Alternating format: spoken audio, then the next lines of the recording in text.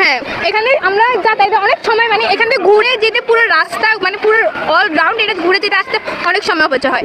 গেটটা যদি খোলা থাকে তাহলে খুব সহজেই প্রবেশ করা যায়। মোট আমাদের সুবিধা, আমাদের ইচ্ছা হচ্ছে যে এই গেটটা খুলে দেওয়া হোক। তোমরা কি সবাই সাধারণ শিক্ষার্থীদের দাবি হচ্ছে যে গেটটা বন্ধ করে দেওয়া হয়েছে সেই গেটটা খুলে দেওয়া হবে। এখানে স্যাররা যে অভিযোগটা করেছে এখান দিয়ে ওয়াল উপর দিয়ে মানুষ যে ছাত্রছাত্রীরা জি। লাভ দিয়ে যায়, এই ক্ষেত্রে তোমার আসলে কিছু বলার আছে কিনা? স্যার এখানে বহিরাগত ছেলেরা এসে আই থিঙ্ক মানে এই বহিরাগত ছেলেরা এসে ওয়াল টপকে ওইদিকে চলে যায়। এখানে আমাদের ছাত্রছাত্রীরা তো এরকম মানে অসভ্য বা এরকম ওয়াল টপকে ওইদিকে চলে যাবার বা সে সাহস পাবে না। যেমন আমাদের স্যাররা যেমন অনেক সচেতন, আমাদের ছাত্রছাত্রীরা অনেক সচেতন, তারা অবশ্যই এই ওয়াল টপকে ওইদিকে চলে যাবে না। আমার যেটুকু সম্ভব আমি জানি বা আমার মনে হয়।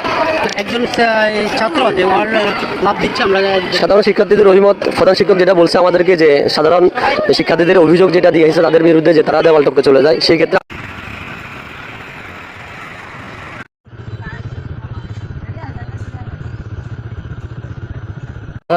দর্শক আমরা এই মুহূর্তে আমাদের সামনে আছেন প্রাক্তন স্টুডেন্ট, তার সাথে আমরা একটু কথা বলবো। আসলে যে এখানে যে এই নতুন গেটটি পুরানো গেটটি বন্ধ করে নতুন পকেট গেট তৈরি করেছে, সেটি আসলে কতটুকু যুক্তি আমাদেরকে একটু জানান। ওটা তো মানে আমরা আগে সাবেক স্টুডেন্ট ছিলাম, আমরা এখান দিয়ে যাতায়াত করতাম, তখন আমাদের অনেক সুবিধা হতো, রাস্তার উপর দিয়ে হাঁটতে হতো না, গাড়ির অ্যাক্সিডেন্ট কম ছিল, আমরা এখান দিয়ে যাতায়াত করতে পারতাম। এখন ওনারা আগে একটি ক্যান্টিন ছিল, ওনারা এখন নতুন একটা ক্যান্টিন করতেছে, তাও আমাদের গেট বন্ধ করে।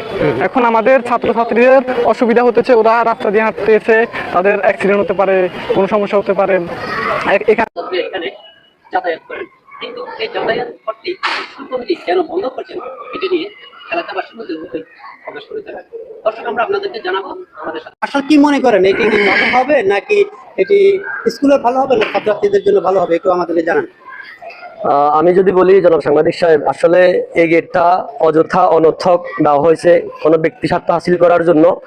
তো কে বা কারা করতেছে আমি কারণ নাম মেনশন করবো না, আমি ওনাদেরকে বলবো যদি ব্যক্তিগত স্বার্থ হাসিল করার জন্য এই কাজটা করে দেন তাহলে ভুল করতেছেন। কারণ নুকার মাঝি টার্গেট নিয়েছিল 42 বছরের, তিনি মাঝপথে এসে থেমে গেছে, পড়ে গেছে। অতিরিক্ত কোনো কিছুই বলা না, আমি এই সুবাদে কথাটা বলা। এই গেটটা বন্ধ করে যারা দোকান করতেছেন এটা অযথা একটা ভেজাল সৃষ্টি করতেছেন। আমি মহামান্য ইউনূস সাহেবকে বলবো আপনি যথাযথ ব্যবস্থা নিয়ে অতি সত্বর এই গেটটা চালু করার ব্যবস্থা করুন। এবং আমাদের বাংলাদেশ সেনাবাহিনীতে যারা আছেন অবশ্যই একাধিকবার তিনাদের কাছে যাওয়া হয়েছে, আমি ব্যক্তিগত কারণে এলাকায় ছিলাম না, গতকালকে আসছি এলাকায়, আসার পরে যতটুকু জানতে পারছি একাধিকবার এটা নিয়ে অনেক কথা হয়েছে, অনেক বৈঠক হয়েছে, সমাধান হচ্ছে না।